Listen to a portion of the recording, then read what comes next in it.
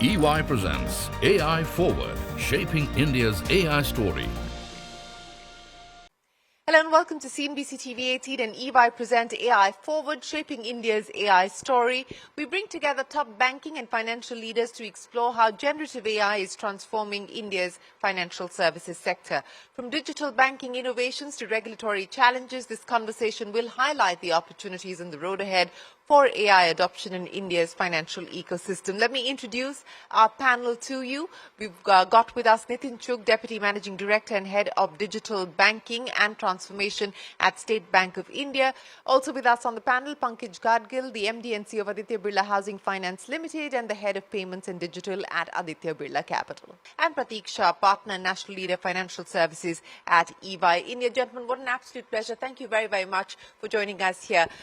Before I talk to SBI and Aditya Birla, let's get a sectoral overview of where things currently stand when we talk about India's journey on AI and generative AI, specifically in the BFSI space. Prateek, let's start with you. Like every sector, financial services has always been in the forefront of implementing new technologies, be it digital or generative AI. And I think even as far as Gen AI is concerned, practically all financial services companies have started their journey. I would say about 70% of the clients that we've met have started thinking through what is their overall Gen AI strategy, started thinking through how you sort of transform an organization and processes, and clearly thinking through what is the incremental delta that it will generate.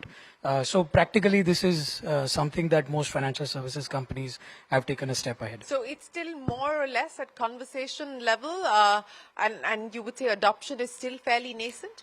I would say from conversation to starting to experiment and seeing what's the ROI, I think we are in that side of the journey. I am expecting in this coming financial year, a lot more work has already started, being discussed. So I'm very hopeful that this financial year you will see a lot of action and use case live in the financial services market. Okay, so this financial year could perhaps be a takeoff point, so to speak. But Nitin, let's address that issue with you and the experience at State Bank of India. No stranger to the digital journey, and you've been on that path for many, many years now. But as you look at the world and how it's changing and how rapidly technology is evolving, what's the bet that you're willing to make, specifically when we talk about generative AI? Where do you find yourself in the boardroom at this point in time, addressing issues like what you do in terms of ROI and so on and so forth? See, I think we've been studying and researching generative AI for perhaps about a year and a half or more. We have a good sense of what we can do with that. And the easier ones, I think the use cases, which mostly on the productivity side, knowledge enhancement side, customer service side, those have been addressed to a large extent. Of course, it will take some time for us to see the gains that we get from those experiments. But I think we are taking a more long-term view because the generative AI has now got kind of the next wave of AI is all about agentic AI. And that is really exciting us because we believe that this has the potential to start making workflows very intelligent. And Gen AI can be a plug-in into that. So when you start looking at some of the underlying processes that we run in banks or for that matter any industry which has a workflow mechanism, there is very, very high ability to transform that into an agent-led AI workflow, which can consume generative AI also for parts of the processes. And that is the kind of conversations that we are having right now, that how do we build long-term capabilities and start to go on our next wave of transformation in the bank and trying to see that can the underlying business models itself, can they evolve and transform into becoming more intelligent and more using more of agentic AI, of course, with elements of generative AI and parts of traditional AI as well. You said that you're looking at this from more a long-term point of view and a long-term vision. So what are we talking about when we talk about an agentic AI future for State Bank of India? Give me a broad timeline of what this will potentially mean in terms of transformation. See, let's say you pick any process, let's say a simple process of underwriting a loan. Okay, today there is a process which can be improvised with AI, right from top of the funnel where you identify customers and then you run a whole lot of processes.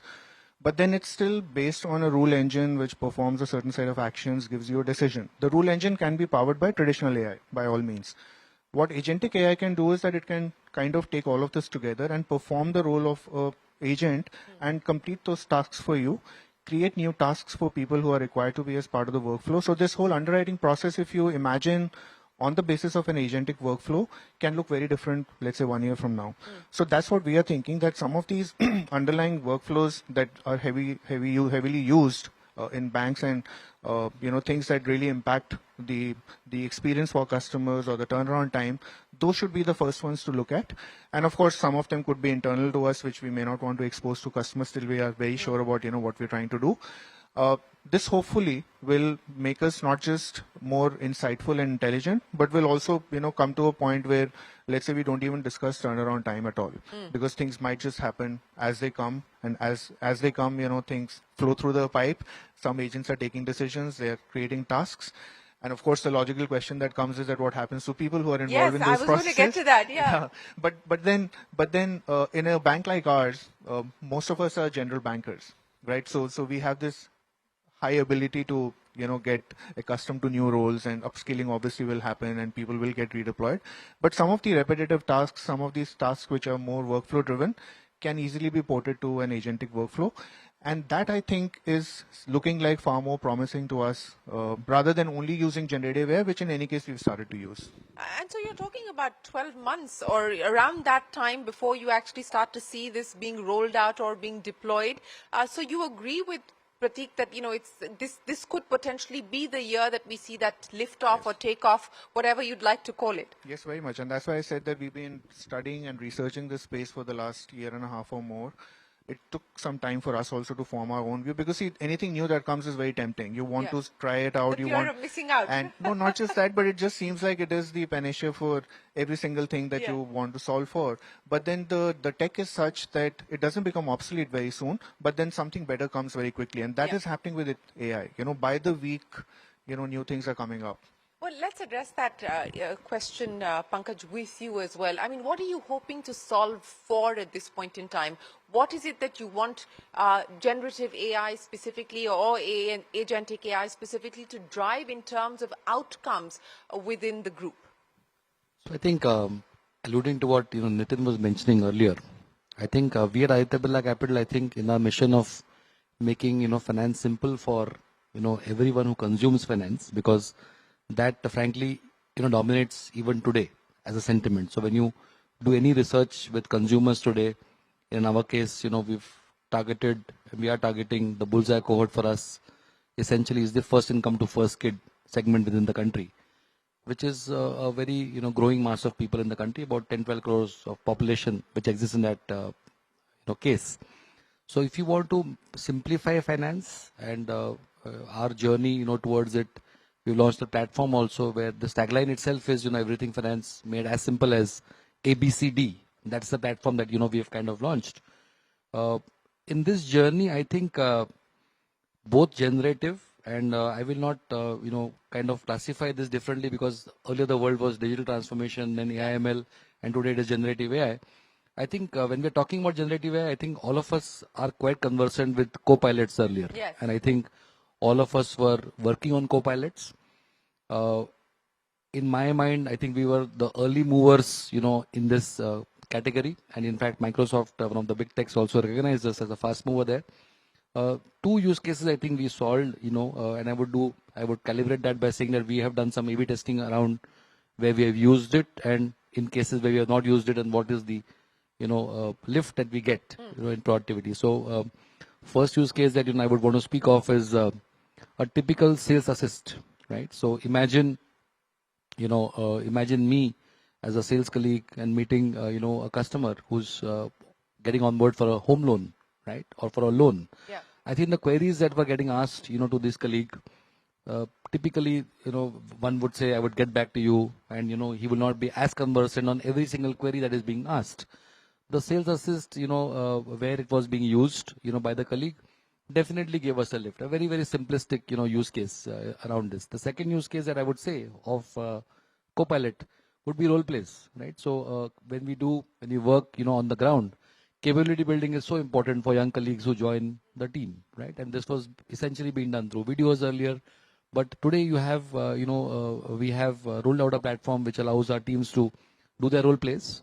It could be when they're onboarding a partner, when they're meeting a customer, and you can just create hundreds of scenarios, and you can make sure that the gap between experience and somebody who's just joining in, you can actually compress that quite a bit. So these two use cases, we saw some lifts, in the A/B testing that we did. Now, of course, the world is moving towards agentic AI, like Nitin mentioned, and there are a bunch of use cases that we've also identified on agentic AI, which, of course, agentic will take it to the next level. Yeah. And we will kind of see how much impact that can get on productivity, customer experience, and also cost. So, so two questions. One, you talked about some of the productivity lift that you got on account of using AI across those two specific cases. Good enough for you to be able to scale those up? Answers the ROI question effectively? So I will say I would give it a yes, because so when you launch certain use cases, I think also being responsive to what actually here the beneficiary was the employee, and you have to keep understanding and keep modifying your platform. So we actually, when we did this, what I just spoke of, we realized that apart from product specifications, policies, etc., which can be referred by the colleague, I think the practicality which is there, which is that when the real query gets asked by the customer, what is the credit manager looking at when he's looking at the proposal? A very simple example, that when you look at a home loan customer in a tier 2, tier 3 city, he gives you a property document. There is something that is very specific about that property document. Now that question, typically the colleague will go back to the office and ask. But if you build that up also in your assist tool, Right. then it becomes very, very practical. So to your question, I think we should see a lift, but what is very important is to be iterative and not fall in love with what you've kind of created. So you have to be very, very iterative in this process. Absolutely, which is what Nitin was mentioning as well, in terms of the pace of change that we're dealing with at this point in time. But Prateek, let's talk about the early adopters and the gains that we're now starting to see, at least as far as the financial services space is concerned. What some of the outliers in terms of use cases at this point in time that you believe could potentially drive the way for more transformative change? Sure. And I think I'll just pick on the point Pankaj also mentioned. I think the customer of tomorrow and the employee of tomorrow in financial services is very different. We are talking about a Gen Z, which is going to be 30% of the customers in the next 5 years, who's impatient, is very, very pro messaging and technology. And therefore, the journeys that we are building are trying to solve for sort of those use cases. And if you take the whole value chain, and I'll pick the whole agentic conversation there, we imagine financial services where you will have multiple agents working through the entire journey itself. So you could have an example of what Pankaj is saying for a sales assistant who will give you the best advice, not somebody who's trying to earn their commission, but give you the best advice when you're buying an insurance product or a housing loan and give you all information about that. So at the sales stage, when you get onboarded, your KYC, your underwriting could be done and a fraud check could be done by specialized agents over there. Servicing will be a big, big game changer where, the customer of tomorrow is very comfortable texting, talking to a chatbot, or even talking to a humanoid, as long as the humanoid demonstrates the empathy in the conversation. So servicing will be, again, a big, big game changer. And I would say I see at least 70-80% of the conversation in transforming customer service. How do you have humanless call center, or how do you have a branch which is like an Apple branch of a financial services institute, where you have an experience in itself rather than you wait in long queues? So how much can you deflect? How much can you eliminate? And then the whole Jarvis, we are moving to a world where with all the information you have, financial advisory will be a lot more democratized, where you will have a lot more your Jarvis will have a lot more information on how much you save, where you spend, what you spend, and give you a very perfect financial planning advice. So if I take the whole value chain, this is where I see a lot of conversation going. And, you practically will have a mesh that will connect all these agents, almost like different chefs, and a head chef really knowing when to grill, when to cook, when to fry. So that's where I see the paradigm shifting. So Nitin, let's put on the chef's hat now and talk about putting all of these ingredients together and creating that secret sauce. The dilemma of trying to position yourself as Apple at the front end as far as the customer is concerned, but also, the fulfillment expectations have changed dramatically. In fact, Mr. Sethi, in a conversation with me, said that, in an era of quick commerce, people want 10-minute banking as well. So how are you marrying that customer experience with the fulfillment expectations having changed dramatically by using technology? So I think if we just break this down into the different waves that we've been through, the first wave of digital transformation was really about making things convenient and self-served without any assistance. That phase, I think all the banks, all the financial services companies, we did pretty well, and we kind of managed to move our customers into being on their own, and we did whatever we had to do. The next phase was really about taking control of all your finances, your wealth, etc., and that is where aggregation started to happen. The third phase now is really about making it intelligent. Okay, so when we give that power to customers, the way we are visualizing is that all customers will hopefully have their own intelligent assistant provided by the bank, which is able to do anything that they want the bank to do for them. So almost like saying that, yeah, it's very easy for me to order a checkbook through my app. Let's say I still need a checkbook, even though hopefully we don't need a checkbook anymore. I certainly but let's do. say, yeah, none of us do that. But let's say take any other example of, let's say you want a new debit card or an upgrade or something, some instruction you want to leave for the bank. And you really want to just, or let's say even more simpler, you just want to find out how much money is there in your bank account. The easiest way to do right now is to log into your app and check your balance. Yeah. But if it's an agent, the way we are visualizing is that you ask the agent that tell me what my balance is. Is it much more than what I would usually need to spend during the month? And whatever is excess, these three mutual funds where I invest based on my risk profile, allocate equal amounts of money to that. So the agent actually takes over, passes out on to another agent, like Pratik is saying, that it's like a battery of agents, and they kind of have that conversation. They get the task done for you. So if the bank... And just to be clear, when we talk about agents, we're not talking about human beings. No, we're talking about AI agents. And that's how we're visualizing that you just need one assistant which is able to do everything that you need the bank to do for you. And on the other side, the bank itself will have these agents which will take over these instructions from customers and process them internally. So when this happens, and it happens in an intelligent manner in a workflow which otherwise needed a lot of handoff from one person to the other or one application to the other, hopefully it happens in no time. It happens with very little error. It happens with a whole lot of insights which also come about, which keep making the process a lot more intelligent, in future.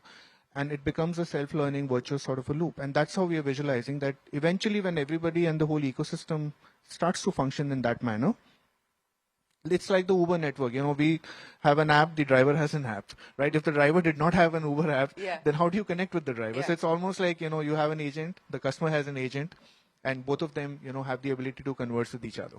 Yes, and that conversation is going to be critical, as you speak. But, Nitin, let me understand from you, and we just heard from Pankaj in terms of some of the pilots that they were running and what they've been able to do. At this point in time, generative AI, I mean, what's the situation? How many pilots are you running? How many have you been able to scale up, for instance? So we've done about a dozen such models. We've deployed 2 of them. One of them is at scale for all the employees of the bank, which is called Ask SBI, which is again to assist them with information when they're interacting with customers. We have one complicated process in all the banks is to settle deceased accounts claims, right? Because not for any other reason, but because, the documentation, the legal requirements, etc., are usually different from one state to the other. So we created a assistant bot for that also for our branches, as much as we created a workflow automation also. Not intelligent, but a workflow automation. So we are seeing very good results out of that. We want to introduce that to our learning management system, and we have created a few more, and we are gradually deploying them. But our view is that we will test these on our own. We will test them with our employees. We get to a certain level of confidence before we start exposing any of this to our customers. Pankaj, I want to understand from you what the future looks like in terms of the capabilities that we're talking about. Is this largely going to be in-house, or do you believe that there is room and potential and promise to actually nurture partnerships at this point in time, not just with tech companies, but also with startups in this space that may be providing these solutions? Is that the way forward as well? I think it's a very good question because, again, we at Tabella, I think, are fostering innovation, in this place where, we are crowdsourcing our, problems that we've got and solutions from fintechs and startups. And when you look at this entire ecosystem, when I, kind of map it, which are the players in this entire piece, right? So there is a platform that you create. It could be platforms for co-pilots. It could be platforms for agentic AI. That's one end of the spectrum. Then you've got partners which stitch the big techs with the platform. So there'll be partners, and there is where the role of the fintechs and startups come in. And there, of course, then you have the big techs which have the LLMs, Microsoft, Google, and AWS, Meta, all the players which most of us will be using. And then there will be APIs that will get exposed by the respective businesses onto the platform to solve for use cases. So in my assessment, I think it's very critical, and we also do crowdsourcing on problem statements to solve from our customers as well as our employees, because we believe that employees are also connected with customers, and so are the customers directly giving you problem statements. So once that is done, I think it is going to be a function of the identification of use cases going to happen from the problem statements that come from the ground. It could be in the field of sales, it could be in the field of service, marketing collaterals, it could be even mundane tasks as even audit, right? Audit also, you can prepare checklists, using generative AI in a very, very meaningful way. So once you identify these use cases, then either you build in your own capability to solve these problems or partner with fintechs and startups to solve some of these problems. And the problem that I earlier spoke of, for example, on our ABCD platform itself, there is something called a Simplify. So unlike I would use the adjective or dull chatbot earlier that used to be there, on the Simplify platform, it actually does logical reasoning. It does some amount of logical reasoning. It understands the intent of the customer. It is able to solve materially, problems, on the platform. Now that has been built, by working with, a partner, a young startup, there as well. So I think the ecosystem will evolve. It's going to be a combination of in-house as well as startups also, which is going to fuel this solutioning. Pratik, how are you seeing this, as far as the road ahead is concerned? I think the sheer change of pace is unprecedented. Costs on one hand are dramatically falling down. Innovation is, every day there is a new news. Recently the launch of PhD LLM, practically you democratizing the use of PhD. So the level playing fields have changed. Large organizations who could afford having a PhD, now it is democratized. I think a champion challenger model will emerge very quickly, where organizations will build base capabilities and will have champion models to drive some of these transformation initiatives. And you will always keep having new startups, new players challenging it in terms of better accuracy. I think that's one side. I think also what India is doing with regards to the AI mission, I do think, and with Bhashini, given the amount of vernacular support we will need, I think a lot of this will get evolved very significantly. For example, calls. You need an agent that can talk to you in English, Hindi, and as you change your language, respond to you in a very similar manner. So somebody who was just working with an English call center humanoid now doesn't work and solve that problem. So I think it's rapidly evolving, but this is how I see this evolving into a very having a framework and then champion challengers constantly improving the customer experience at the forefront of it all. Yeah, I would imagine that we are going to see a little bit more of that. But Nitin, let's talk about what it is going to cost banks at this point in time like yours. And, the step change that you hope to make, is the cost proportionate to the kind of benefits that are likely to accrue in the near to medium term? See, at the moment, the real cost is the infrastructure cost, because GPUs have been in short supply, but now I think it's easing out. So that perhaps will remain some kind of a cost element for some period of time, till such time that we're able to crack how DeepSeek has been able to reduce the cost of infrastructure.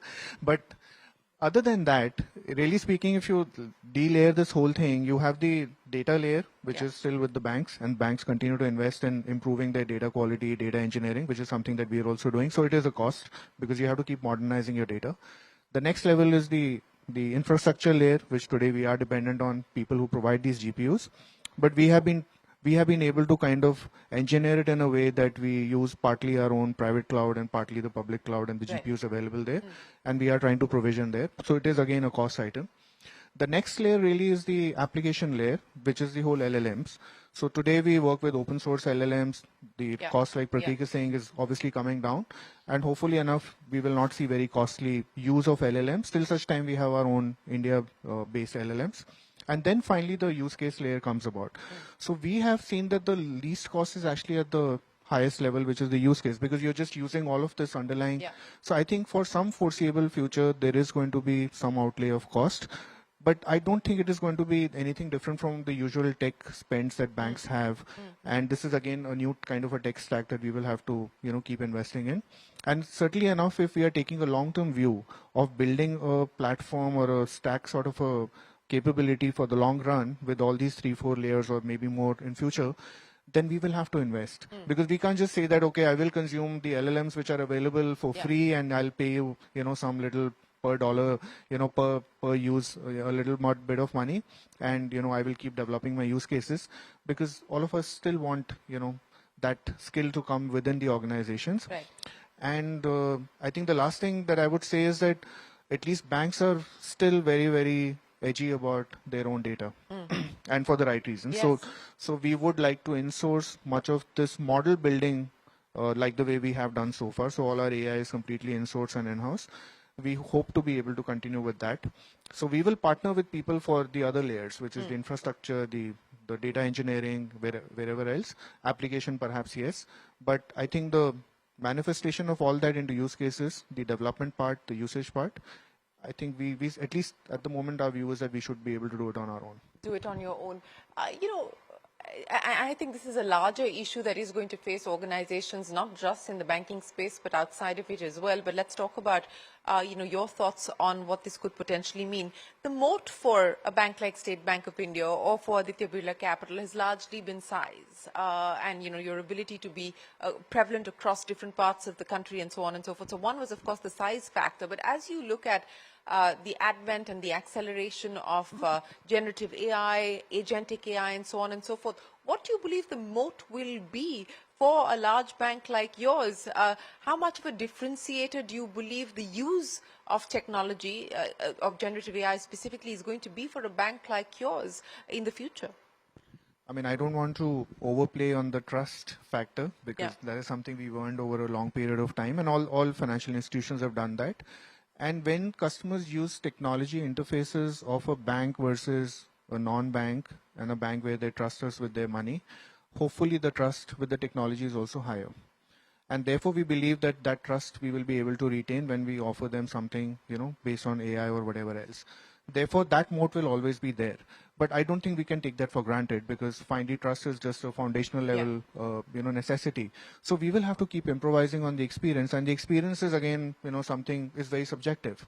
I mean, what we might believe is a very good experience and customers cannot relate to that. For Yeah. example, if I'm saying that I will give an agent to every customer and customers say, I don't need an agent. Yeah. I'm Yeah. happy to come to your branch and I'm happy Yeah. to talk to somebody. Yeah, and I want to have a cup of tea. yeah. So can we then personalize that experience? Can we Yeah. make that more insightful and personal? Is the next objective for us, so that we retain that whole objectivity around the interactions and keep adding value in every interaction to our customers. And hopefully we'll be able to do that. So that moat will also continue to remain. The third moat really is about can we keep investing? Yeah. Can we keep providing for more and more capital for these tech spends, which hopefully enough we should not have a problem, and we have Not been on doing your balance sheet, at Yeah. least not at the moment. yeah. So hopefully enough we will not have a problem with that, and therefore I think for a reasonably foreseeable time we don't see this as a problem. But notwithstanding the fact that yes, chipping away of some businesses has happened over time, Yeah. and we completely acknowledge that, but that might have been only for the fact that we probably did not realize it and we didn't see it coming in the way that it did, and took away some And we're part late of. in the game. Yeah. So I think we've learned our lessons also that way. Yeah, and I would imagine that, taking that forward in terms of not missing opportunities that exist today, as you look at the landscape, more importantly, as you look at creating moats and future-proofing your business, what role specifically do you see technology, whether it's generative AI or agentic AI, playing? So, it's no longer a CIO decision. It's really a strategic decision which involves the top leadership of an organization. See, I think what Nitin was speaking earlier, so it all starts from the customer for any one of us, right? Be it a largest organization or a medium-sized organization. And I think if I code it correctly, trust, of course, is extremely, extremely important. Yeah. And similar to what Nitin mentioned, at least for us, the Birlas have been there for 150 years, so that comes naturally to us. But there are four things that stand out today when we are looking at customers, and those four I'll kind of code it like a PNCC, where P stands for customers today want things which are perfect, they want things that are now, something which is convenient to deal with, and C is customized. So, and this has changed, and I don't want to get into how this was maybe 3 or 4 years back, but this is the way in which customers consume. And to your earlier question, it's absolutely right. When today, customer is benchmarking any one of us, it is no more with a financial service provider. Yeah. We just did a qualitative of a number of customers. They are benchmarking us because they are saying, I'm ordering on Swiggy, I'm ordering on a food delivery platform, on a quick commerce. Yeah. So that's what people want the delivery to be of financial service. Absolutely. Yeah, exactly. So that's how the customer is thinking. So if our solutioning is going to be revolving, and it must revolve around the customer, I think this is again a moment in my understanding, in my career, 25 years, that I can see just the way digital transformation at one point of time was the thing to be. In my assessment, this could also be the now or never moment. So I think, appropriation and understanding, that this is a critical thing, trying out pilots. I think the rule of 3 by 6, in my understanding, I think making sure that we don't get too thin, focusing on 3 or 4 large priorities, making sure that you put in your best, lead it from the front, on that side. In my assessment, then the verdicts will become clearer. And to your question on use cases, I think a very interesting use case, and use of technology, and also use of the digital public infra that we have in the country. A very interesting use case on the platform, which is doing very well for us, is that we soon realized that most of the platforms are actually buying and selling only. And customers told us, why are you not creating something which actually recommends something and manages or helps me track my financial health, helps me track my physical health. That's what customers told us. Okay. And that use case today is a possibility because of DPI. So using the account aggregator framework, we created a My Track section in our platform, which is ABCD. And that My Track section, for example, makes it so simple for the customer to track all his portfolio across deposits, across bank accounts, across his securities that he holds, across insurance that he holds. Everything with one single click comes in one place. And this, believe me, is also something which is unique, for the customer, because customer otherwise, today real estate, just the real estate is expensive. Mobile app, mobile real estate is also quite expensive on the mobile phone. So they really value this. And then if you overlay AI on top of this, then you can actually make relevant recommendations to the customer as well. And something in the same line. It's called CNBC TV 18. Yeah. So that's the way the AI layer can actually play off over and above what we already have as DPI. So that's the way the use cases will have to be thought through, keeping the customer in mind and the requirements of the customer. And I think that's very, very important, Pratik, the now or never moment. And I think, are we is industry underestimating the impact of the fact that this could be an existential kind of moment? I think there is awareness. There is awareness with most banking, financial services executives that this is the now or never moment, because the customer is changing from information to insights to advice, and that too personalized.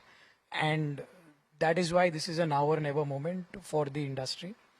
I think what needs to evolve is how quickly can you get and what sort of moats can you create, because the customer will expect a very personalized journey to the point, both Nitin and Pankaj mentioned. But this is a now or never moment, because the next 2-3 years will clearly define, because now the customer is at the center of everything, experiences, etc., will really define the winners and losers in terms of, where the direction in which the business will sort of go through. We've talked a lot about technology and what the outcomes are expected on account of technology. But I want to go back to the point that you were making about workflow and workforce.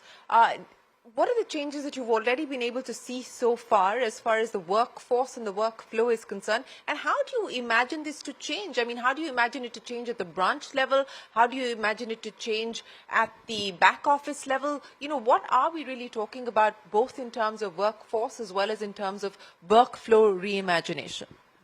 So I'll have to give you an older version example because we haven't yet implemented Yes. AI. But in the older world, example of the most common personal loan. I think it's a no-brainer that everybody has been able to figure out how to give personal loans, how to take a decision very quickly, and make it available in a matter of seconds, if in minutes, if not seconds. So to that extent, that workflow has changed. Because that workflow has changed, the need for the workforce to be able to having that dialogue with the customer all the time is also replaced with direct communication with customers. Customers, can consume that loan wherever they are. Likewise, the favorite example that all bankers give is opening an account. How easy it is to now open an account. Yeah, not that everybody wants to open an account anymore because everybody has a bank account. But then even that way, it has become a lot more simpler, easier, faster. The timelines have crunched. My favorite example, by the way, is on KCC, which has been more recent. And I think the RBI governor has also spoken about it at the GFF. Is this whole crunching of the KCC workflow, which otherwise could have taken about 3 weeks' time, now actually happens in 10 minutes because we've been able to integrate a satellite imagery startup. We've been able to integrate a database of the state government which provides the land record. We've been able to integrate another startup which does the transliteration. And then the documentation is also digital using DDE. So this whole workflow is only digitized. It's not intelligent, by the way. Yeah. So there is no agentic AI. But yet, this workflow has got crunched from 21 days to 10 minutes. So if those possibilities are obviously helping in many, many ways, many ways. No, I would imagine so. And as you rightly pointed out, I mean, you haven't even got to an agentic future at this point in time. So it's premature to talk about what it could potentially mean. One other thing that I would like to add is that, with the first, second wave or third wave of digital that we've been through so far, we have probably addressed the needs and requirements of the mass affluent and above. Because that is where, personal finance, aggregation, all of this matters a lot. Most of the underserved and unserved people have been included in digital largely for payments. Yes. We haven't yet been able to bring, other things to them.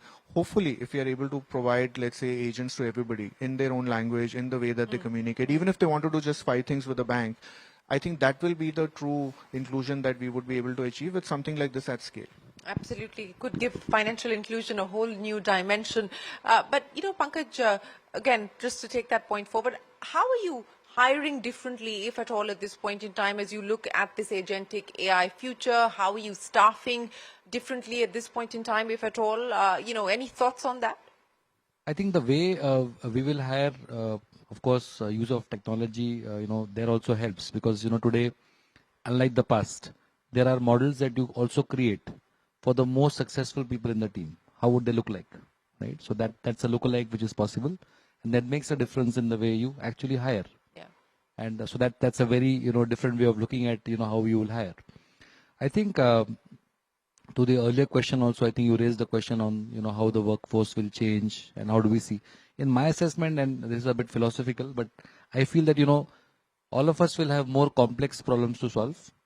Some of the problems which are repetitive, are going to definitely get solved by any of those that we mentioned, generative agentic AI. I think the need of upskilling is going to be very, very important. And adding on to what Pratik was saying, I think just the way we're talking about. Sorry, 1 second.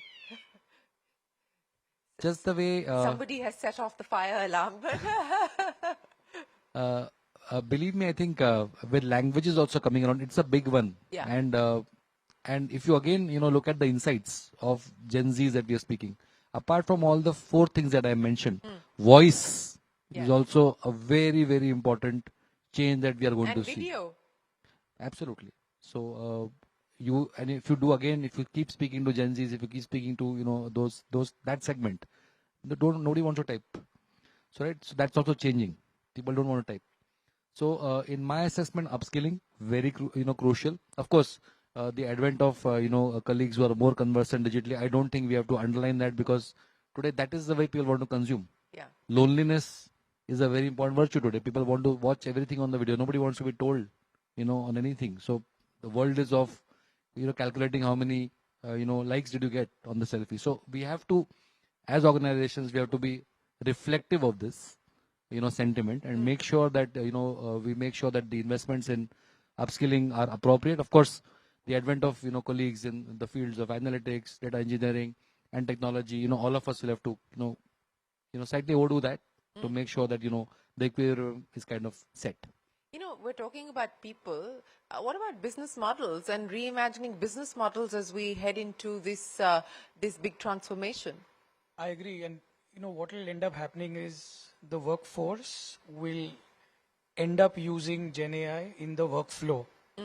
So the business model will evolve to that extent. At one point in time when we all graduated from colleges, we used to write in our resume, we know Microsoft Excel, PowerPoint.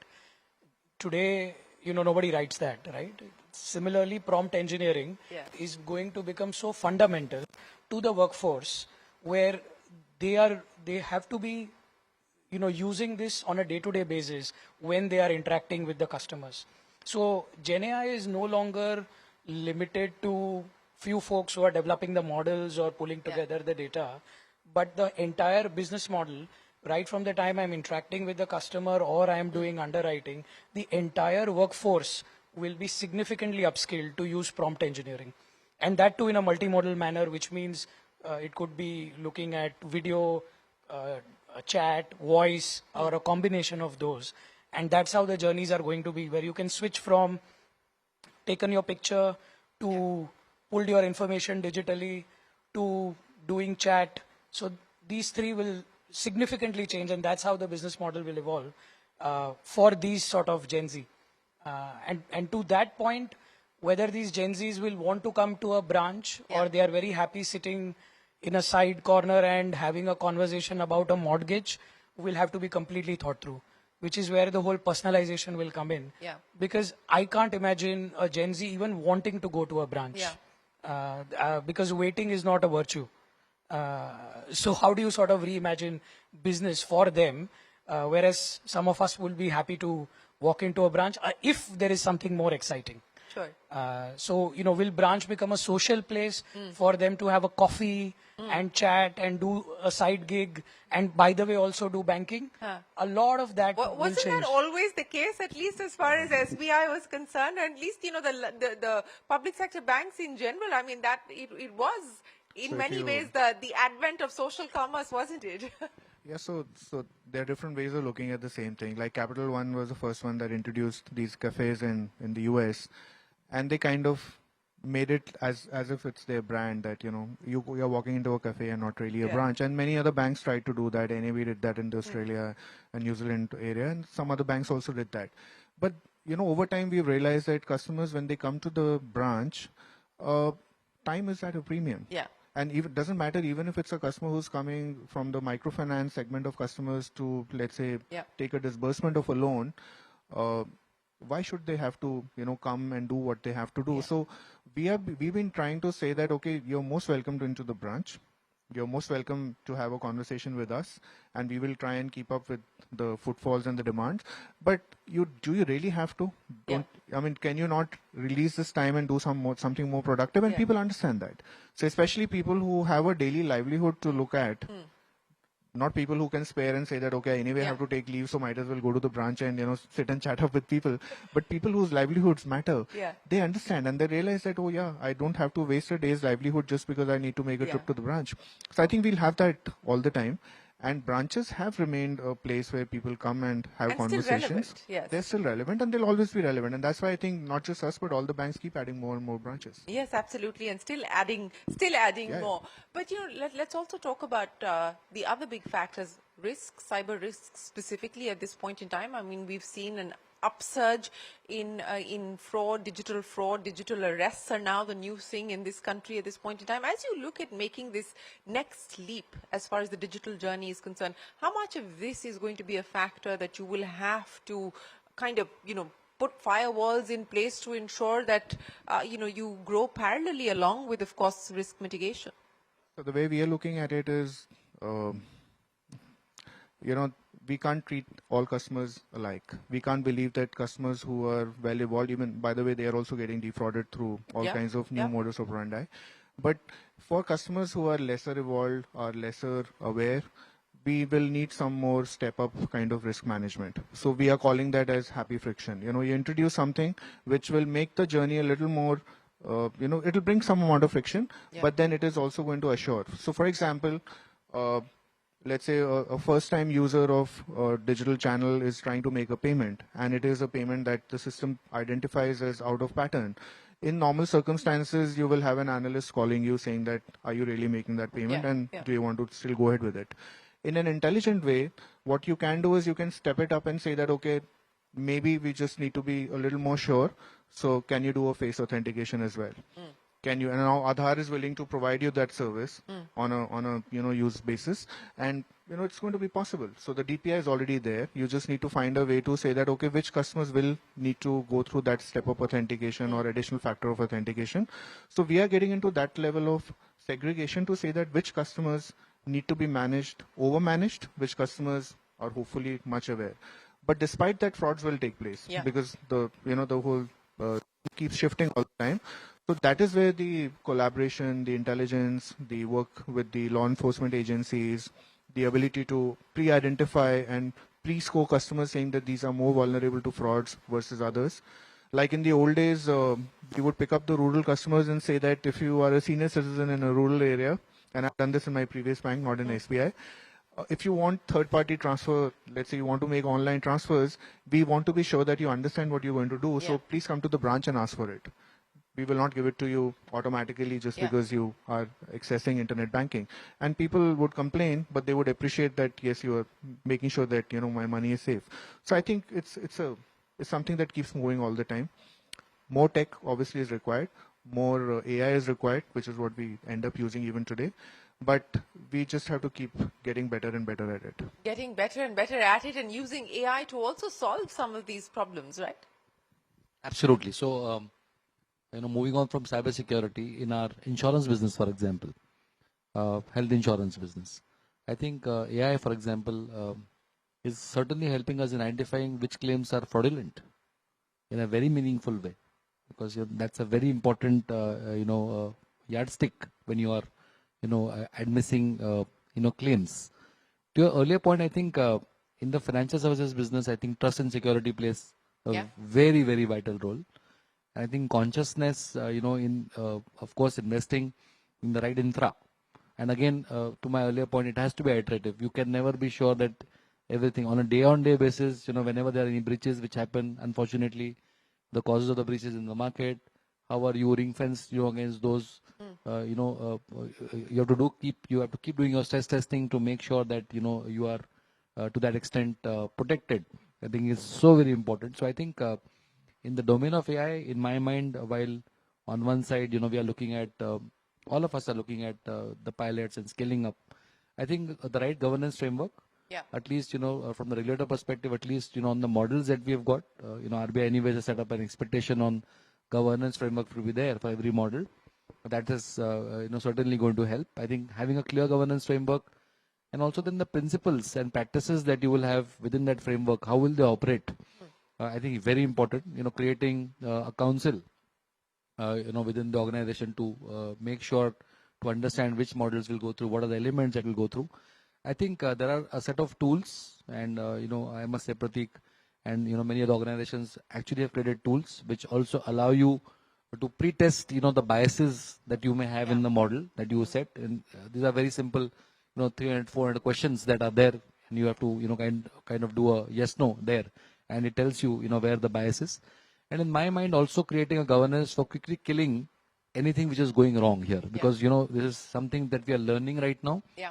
So just the way whenever you are launching something new, we have to be cognizant of this fact that things can go wrong. And I think, in my mind, apart from the threat perception, in general, I think in AI, just the way humans are also not precise at all points of time. I think we will have to be, we have to learn to be imprecise also, not in the element of data and data security, but I think in the overall, the way AI is being looked at, in my mind, imprecision is also going to be a factor. It is never going to be 10 on 10, right? It's So never we'll have to get used to it, I think. Yeah, absolutely. But Pratik, let's talk about the next steps now. And of course, the regulatory landscape was something that Pankaj alluded to as well. But, from the industry's perspective, what do you believe the next steps need to be as we talk about this big takeoff moment that you envisage in the year ahead?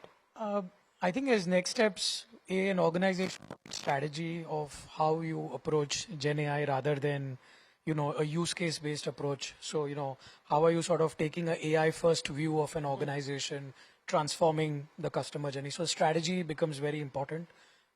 Then is the overall people and skilling aspect is the second big lever. Third is aligned to the strategy are all the use cases that you will sort of embed into the journey. Fourth would be the enabling platforms in terms of data, tech, infrastructure, and are you ready around that?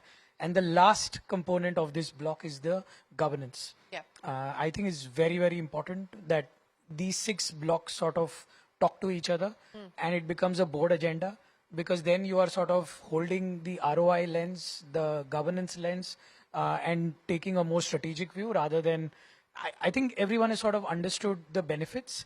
So how do you take this like digital? How do you take this a 2-year, 3-year roadmap and saying we are building moats for the organization in the future, and these 6 blocks will work in tandem as we reshape financial services for tomorrow. So let me get closing comments from Nitin as well as Pankaj on exactly that.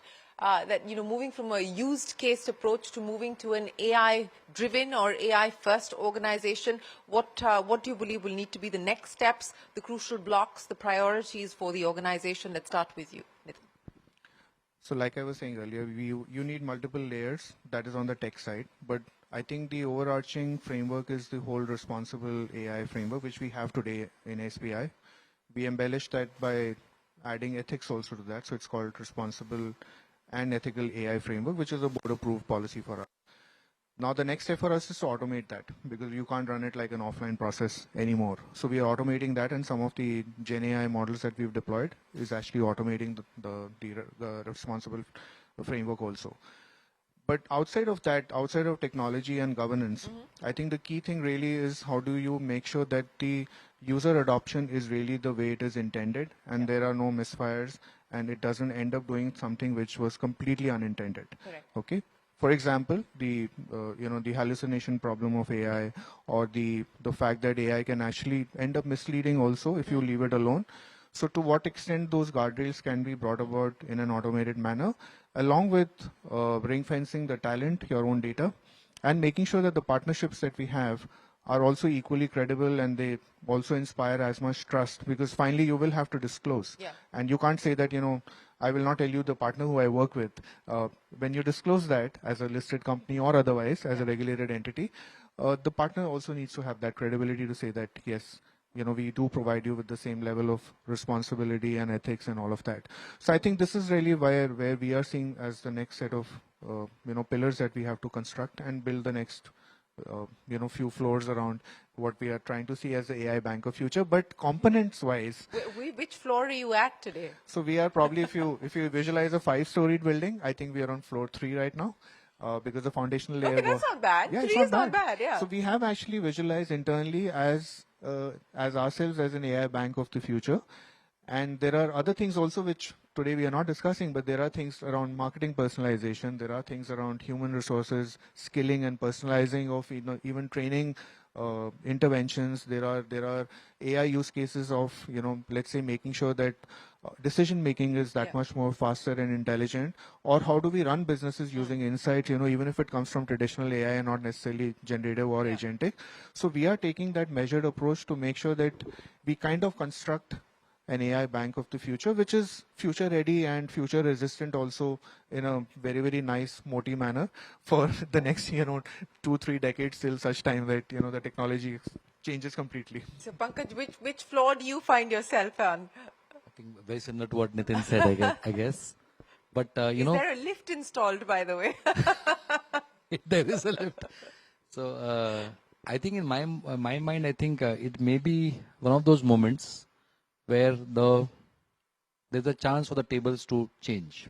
And in each one of us in our careers, I think we have seen such moments where the cap tables change, the positions change, depending upon how you are able to identify the entire landscape of AI within, and AI is one of them. Of course, we discussed digital technology.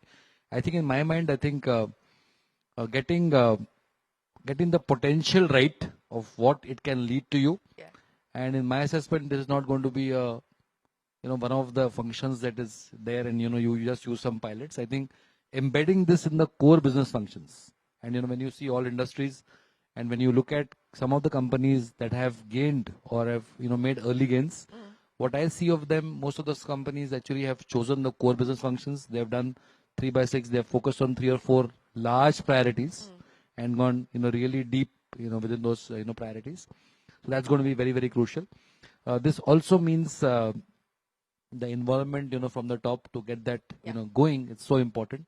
Choice of partners, choice of platforms has to be ever evolving, because I think we'll have to be very, very open to scanning of opportunities at this juncture, because lots is changing every day, and there could be a fatigue also that can actually come in, that can set in, because every single day there's something new that so differentiating between noise and insight is going to be also very important. You can't keep reacting to everything that is going. So keeping on course, so being agile for the short term, and at the same time taking a backseat, taking the balcony view, what you need to do for the next 12 to 18 months, very crucial.